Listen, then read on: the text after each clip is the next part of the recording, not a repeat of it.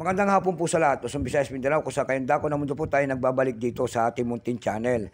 Samuel Soriano TV29 para mag-discuss ulit ng another coins. At ito po ay ating hilig. Mangulikta ng barya, kaya tayo nandito nagsisiri ng kanilang mga halaga. Ayan po. Magandang hapon po sa lahat ng aking mga subscriber. Kung sa kayong dako na mundo po, keep safe po sa lahat and God bless. Maraming salamat po sa lahat ng aking mga subscriber. Thank you so much.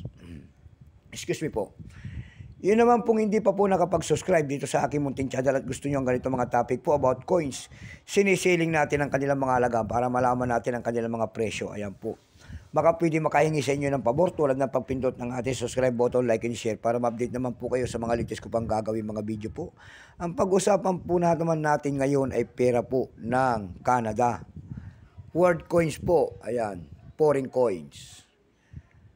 Ayan, pera po ng Canada year 1999. Ayan, makabaka mayroong mga ganito kayo dyan. Ayan, 30 pieces po above ang ating binibili at hindi pa po kamahalan ng mga ganito mga barya. Ayan, willing tayong buying po tayo nito. Bago tayo magsimula sa ating talaking kilalanin muna natin siya. Issue po Canada. Period Queen Elizabeth II, 1952 hanggang 2022. Value nito, circulating commemorative coins. Years 1999. Value nito $2 Canada. Currency Canadian dollar 1858 up to date po. Composition po nito by metallic, aluminum, bronze, center and nickel ring. May bigat po itong 7.3 grams, may habang 28 mm. May kapal po naman itong 1.8 mm. Hugis po bilog.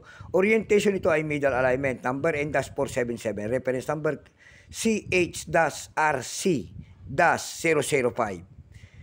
Dalawang variety po ang inilabas ng Canada sa barya natin ito. Ayan, dalawang klase po. May tinatawag sila rito na penny specimen, 0.6%. Itong hawak po natin, ito po ay year 1999, penny circulating coins.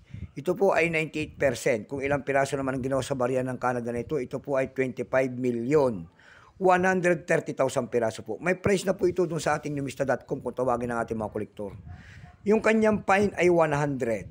Yung kanyang very fine ay 110. Extra fine ay 120. Almost ang circulated 120. Ayan. Dako tayo sa kanyang presyo. Doon sa ating eb.com na platform, nakakita ko tayo nagbebenta doon ng $10.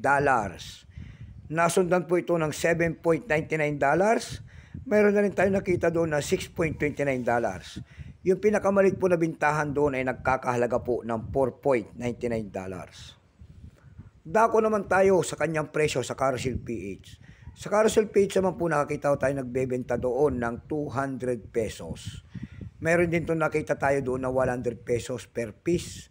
Ayan lamang po ang ating may babaging kanyang presyo sa Canada. So hanggang dito na lamang po Luzon, Visayas, Mindanao. Kung sa kayong dako na mundo po, keep safe po sa lahat and God bless.